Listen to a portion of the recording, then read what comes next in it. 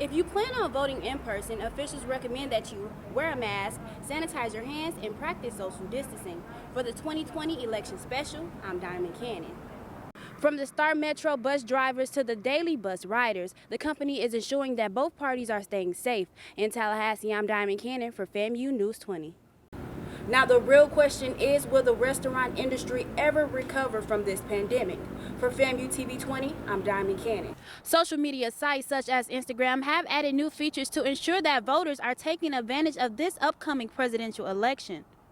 All you have to do is log on to your Instagram account, click the voting information center, and scroll to find a nearby precinct.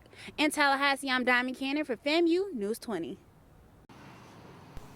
The COVID-19 pandemic put a stop to many things, but it didn't stop voters from casting their ballots. COVID-19 did change how candidates campaign and the way people cast their vote. Data collected by the Associated Press Election Research Group shows a more than 100% jump in early voting compared to 2016. Levy County Supervisor of Elections, Tammy Jones, tells us more. Our vote by mail, we doubled what we normally would mail out already. And then I think early voting is going to be double too. From young adults to senior citizens, many voters who traditionally vote in person opted to submit mail-in ballots as a safety precaution. Voters like Alexis Williams and Selvin Cobb tell me why. I felt it was the safest option to do mail-in, also because in my situation, I live with other family members and I didn't want to expose anyone else or put them at risk. It's just so easy to vote at home and mail it in. It's a convenience factor for me. This year, election officials worked to ensure the safety of voters and poll workers. Voting machines, keyboards, and reusable items must be disinfected around the clock. For over 21 years, Annie Johnson spends her days filling shelves and serving up food in the Frenchtown community. They give checks and they give food, and then we have an organization who helps me, like Westminster Oak, Grace Mission, people who pick up public stuff brings that to me.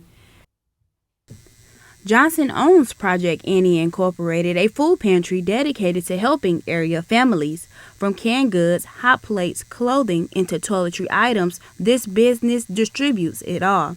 The president and CEO of the Big Bend Minority Chamber of Commerce, Antonio Jefferson, explains why businesses like Project Annie is vital to the success of local communities. Having a vibrant business in this community is critical to the survival of the community, right?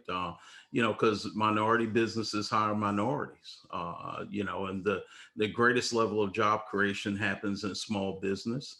And so having a minority business segment in this community that's thriving ensures the vitality of the entire community. Miss Annie doesn't work alone. She is on her feet Monday through Friday alongside volunteers and community members who bring donations. Ready, set, spike. The Leon High School girls volleyball team is heading to the Florida 6A state championship game after an undefeated season. The Lady Lions are spending their time bonding, practicing, and most importantly, strategizing to beat their upcoming opponents, Matter Academy. While other teams are studying their techniques, head coach Angie Strickland says they are focused on perfecting their craft. I think they're going to bring a lot of energy. They always bring their best games when we play an opponent.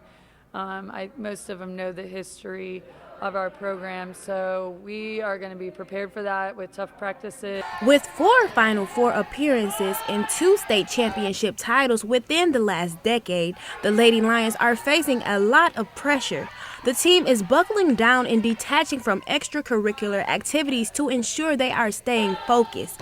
Junior team captain Kaylin Demps tells us how her team is taking this opportunity seriously. We've been really playing for our senior Macy because she's the only one, and we know that this is her last hurrah. So we've all been pulling together and doing things on the side to prepare for that and work for Macy. If the Lady Lions win the 2020 6A state volleyball championship this weekend, the coaching staff says it will be the first time in history Leon High School earns back-to-back volleyball titles. With many defending titles, the Lady Lions are always ready to compete and most importantly, Win! in Tallahassee, I'm Dy'Min Cannon for FAMU News 20.